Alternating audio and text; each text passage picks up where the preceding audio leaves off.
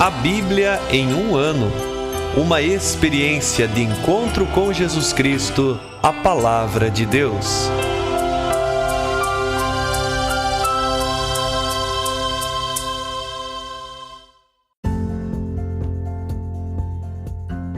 Olá, eu sou Antônio, seminarista da Diocese de Ponta Grossa, no Paraná. Você está ouvindo o podcast A Bíblia em um ano. Usando um plano de leitura cronológico, vamos ler a Bíblia inteira em 365 dias, descobrindo como a história da salvação se desdobra e se atualiza em nossas próprias vidas e na vida da Igreja. Estamos usando a Bíblia Católica com a tradução oficial da Conferência Nacional dos Bispos do Brasil. Você pode acessar o plano de leitura completo por meio de um link que você encontra na página do Instagram abiblia.emumano ou no facebook.com/seminariopg. Inscreva-se nesse podcast por meio da plataforma que preferir para receber as notificações diárias dos nossos episódios.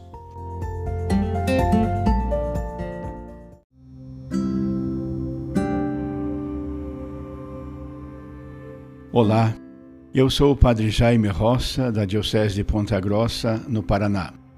Antes de iniciarmos a leitura e a escuta dos textos bíblicos propostos para hoje, peçamos que pela ação de Deus, a sua palavra frutifique em nossas vidas. Em nome do Pai, do Filho e do Espírito Santo. Amém. Senhor, envia teu Espírito Santo para que eu compreenda e acolha a tua palavra, que eu possa conhecer-te, amar-te, servir-te e louvar-te, a fim de que pelo testemunho da tua palavra todos te adorem. Faze, ó Deus, que pela leitura da tua palavra os pecadores se convertam, os justos perseverem na graça e todos consigamos a vida eterna. Por Cristo nosso Senhor. Amém.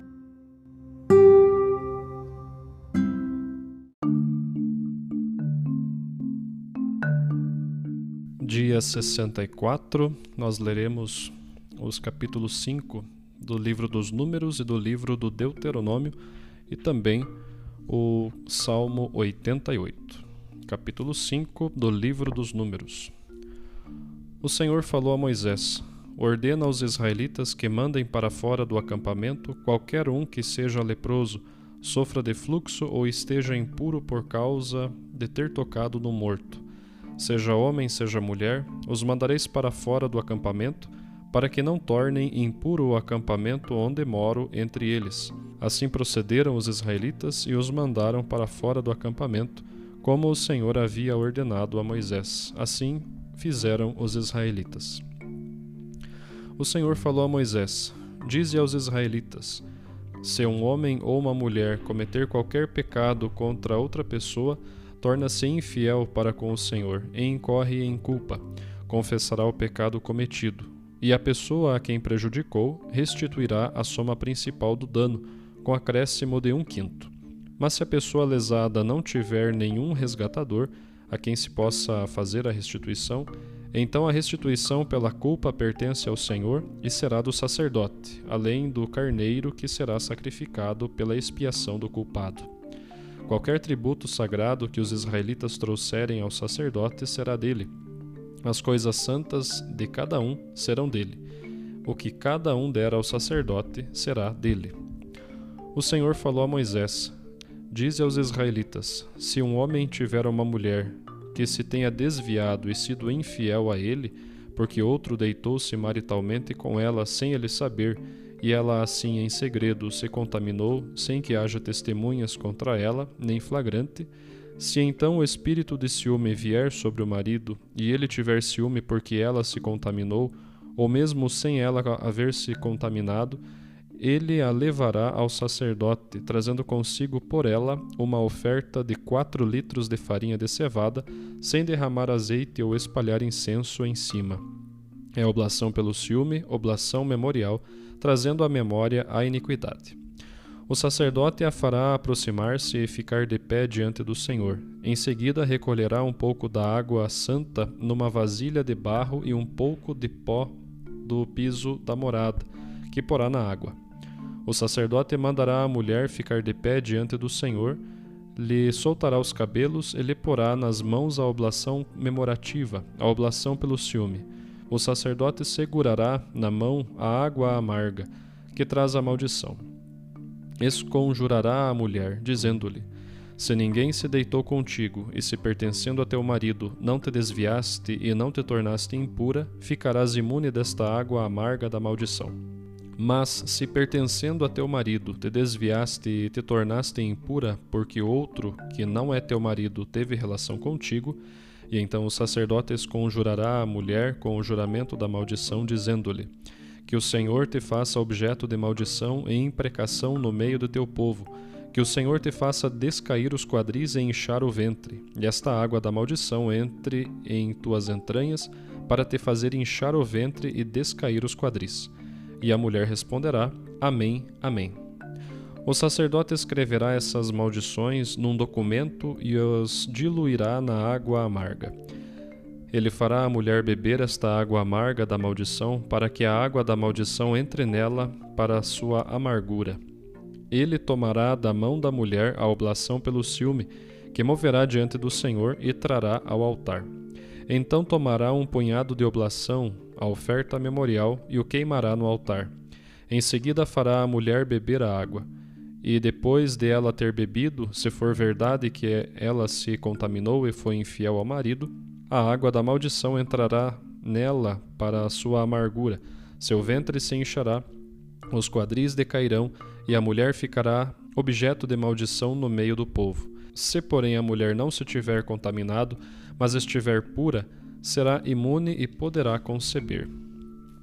Esta é a lei para o ciúme, no caso de uma mulher, pertencendo a seu marido, se desviar e se contaminar, ou no caso de o espírito de ciúme vir sobre um homem e ele começar a ter ciúme de sua mulher. A mulher será apresentada diante do Senhor, e o sacerdote lhe aplicará integralmente esta lei. Assim o marido ficará imune da iniquidade e a mulher carregará a própria iniquidade. Deuteronômio capítulo 5. Moisés convocou todo o Israel e disse: Escuta, Israel, os preceitos e as normas que hoje vou proclamar aos vossos ouvidos, para que os aprendais e cuideis de pô-los em prática. O Senhor nosso Deus fez aliança conosco em Horebe. Não foi com os nossos pais que o Senhor fez essa aliança, mas conosco que aqui estamos, todos vivos hoje. O Senhor vos falou face a face na montanha, no meio do fogo. Naquela ocasião eu estava no meio entre o Senhor e vós, para vos transmitir a palavra do Senhor, pois tinhais medo do fogo e não subistes a montanha.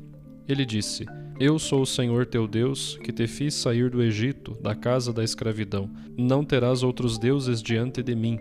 Não farás para ti estátua com qualquer figura do que há em cima nos céus, nem embaixo na terra, nem nas águas debaixo da terra. Não te prostrarás diante delas, nem lhes prestarás culto, pois eu sou o Senhor teu Deus, um Deus zeloso, que cobro a iniquidade dos pais junto aos filhos até a 3ª e a 4ª geração dos que me odeiam, mas uso de misericórdia até 1000 gerações para com os que me amam e guardam os meus mandamentos. Não tomarás o nome do Senhor teu Deus em vão, porque o Senhor não deixará impune quem tomar em vão o seu nome. Guarda o dia de sábado, santifica-o, como te ordenou o Senhor teu Deus. Durante 6 dias trabalharás para fazer todo o teu trabalho, mas o 7º é o sábado, em honra ao Senhor teu Deus. Não farás trabalho algum, nem tu, nem teu filho, nem tua filha, nem teu escravo, nem tua escrava, nem teu boi, nem teu jumento, nem algum de teus animais, nem o migrante que vive em tuas cidades, a fim de que teu escravo e tua escrava descansem da mesma forma que tu. Lembra-te de que foste escravo na terra do Egito e que o Senhor teu Deus, com mão forte e braço estendido, te fez sair dali. Por isso o Senhor teu Deus te ordenou: guarda o dia de sábado. Honra teu pai e tua mãe, como o Senhor teu Deus te ordenou, para que se prolonguem teus dias e te suceda bem na terra que o Senhor teu Deus te dá. Não cometerás homicídio, não cometerás adultério, não furtarás, não darás falso testemunho contra teu próximo. Não desejarás a mulher de teu próximo, não cobiçarás a casa de teu próximo, nem seu campo, nem seu escravo, nem sua escrava, nem seu boi, nem seu jumento, nem coisa alguma do teu próximo. Essas palavras o Senhor as falou a toda a vossa assembleia na montanha, no meio do fogo, da nuvem e da escuridão, com voz potente. Nada mais acrescentou. Ele as escreveu em 2 tábuas de pedra e as entregou a ti. Quando ouvistes a sua voz no meio das trevas e vistes a montanha ardendo em chamas, vós, todos os chefes de tribo e anciãos, vos aproximastes de mim e dissestes: O Senhor nosso Deus nos fez ver sua glória e sua grandeza, e ouvimos a sua voz no meio do fogo. Hoje vimos que Deus pode falar ao ser humano e este continuar vivo. Mas agora, por que ainda nos expomos à morte? Este grande fogo nos devoraria. Se continuarmos a ouvir a voz do Senhor nosso Deus, morreremos. Com efeito, quem entre os mortais ouviu como nós a ouvimos a voz do Deus vivo falar no meio do fogo e continuar vivo? Tu, aproxima-te e ouve tudo o que disser o Senhor nosso Deus, e tu nos transmitirás tudo o que o Senhor nosso Deus te disser, e nós o ouviremos e o praticaremos. O Senhor ouviu vossas palavras quando me faláveis. E o Senhor me disse: Eu ouvi as palavras que este povo te falou. Em tudo falaram bem. Quem dera tivesse no coração o propósito de todos os dias me temerem e guardarem os meus mandamentos, a fim de que lhes suceda bem a eles e a seus filhos para sempre.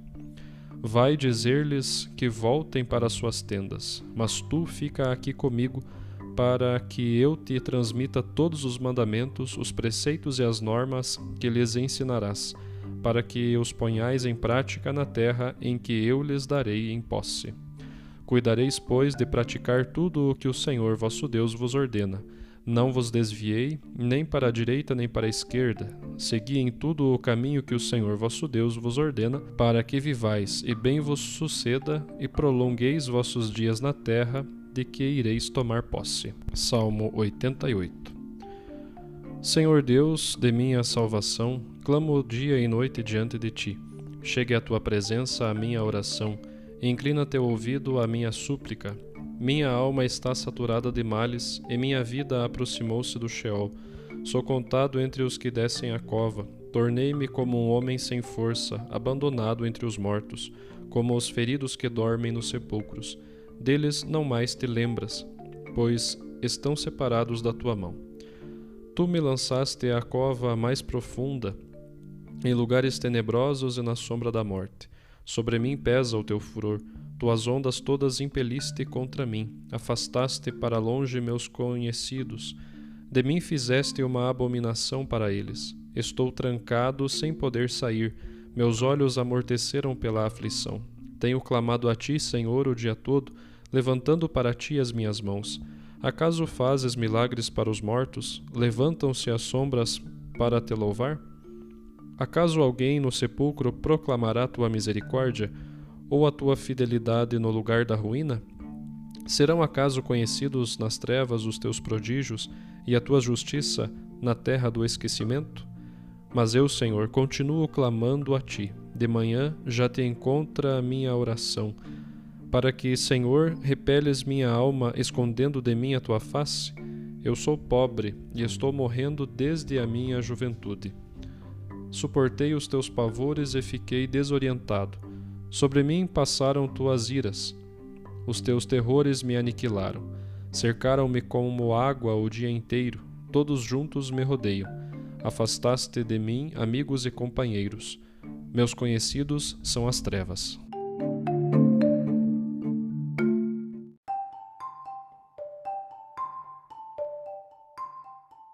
Olá, eu sou o Padre Hélio Guimarães, da Diocese de Ponta Grossa, no Paraná, e hoje nós lemos o capítulo 5 do livro dos Números, que começa com algumas recomendações ao povo de Israel. Estas recomendações precisam ser compreendidas num contexto da pedagogia divina. É Deus que está regrando a vida de um povo que, em primeiro lugar, está começando a entender-se como povo, diferente dos outros povos, porque é o povo eleito de Deus, que Deus fez uma aliança com este povo. Em segundo lugar, porque este povo tem costumes, hábitos e culturas muito rudimentares e precisa então alinhar um pouquinho o seu modo de conviver, o seu modo de relacionar-se, a sua cultura, também os seus costumes e inclusive alguns hábitos de higiene e alguns hábitos sanitários. Por isso que no livro dos Números e também no livro do Deuteronômio, nós vamos perceber que a lei do Senhor precisa regrar todas estas coisas, todas essas relações de convivências. Nós vemos nos primeiros versículos do capítulo 5 algumas orientações sanitárias para que a presença daqueles que estão com algum tipo de doença contagiosa, como a lepra ou como algum corrimento, para que não contaminem as outras pessoas, para que sejam expulsos do acampamento. Tem um motivo sanitário, que é claro, evitar a contaminação, e também um motivo religioso, já que a presença do Senhor no meio do acampamento torna o acampamento sagrado, então é preciso estar puro para permanecer na presença do Senhor. E por isso, então, compreendendo-se que a lepra ou então algum escorrimento de sangue, já que o sangue também guarda a própria vida, então estaria tornando a pessoa impura pelo contato com este sangue e poderia então deixar o acampamento impuro.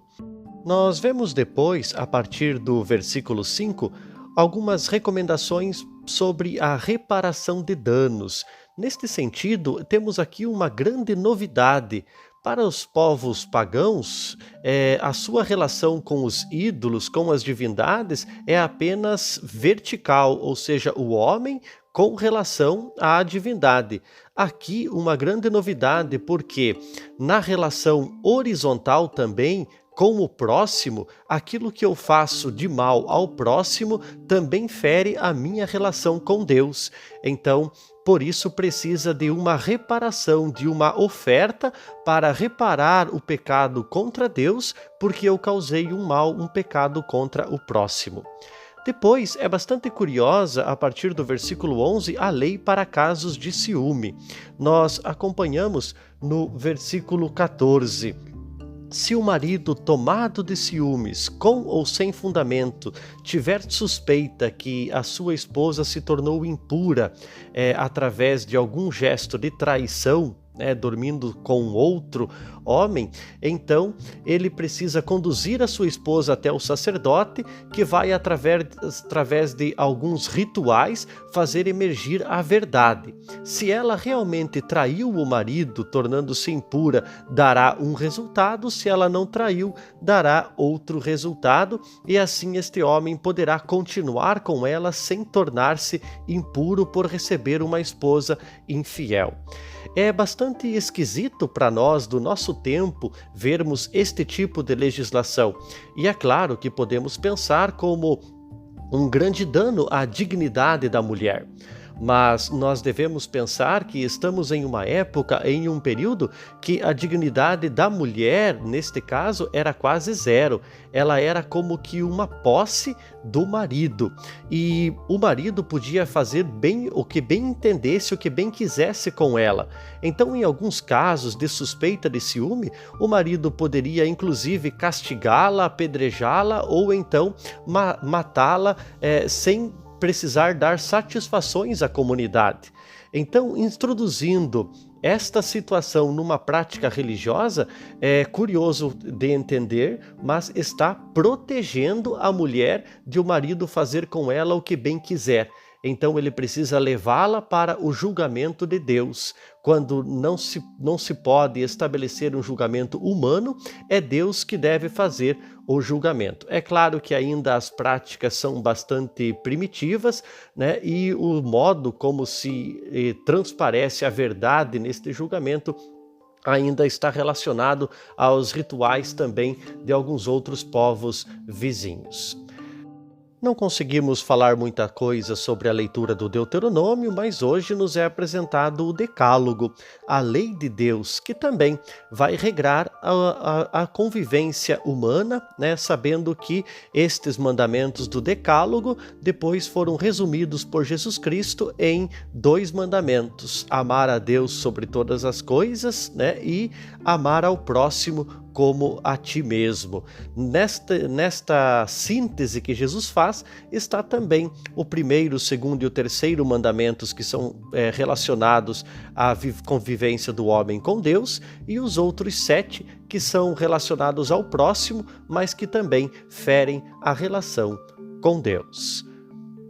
Acolhamos em nossa vida a lei do Senhor, para que possamos colocá-la em prática também, pensando sempre na nossa relação com Deus, uma relação vertical, e na relação com o próximo, uma relação de amor, uma relação horizontal.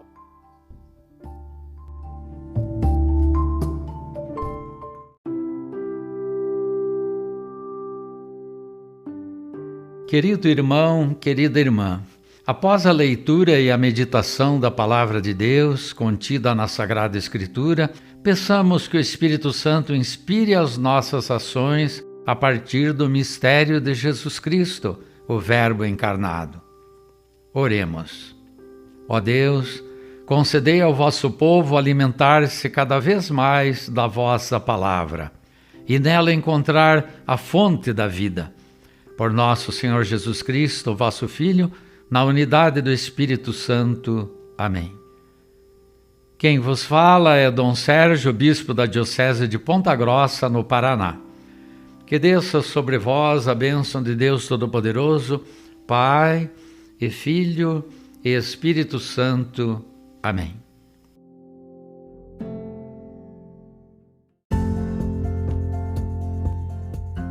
Você acaba de ouvir mais um episódio do podcast A Bíblia em um Ano.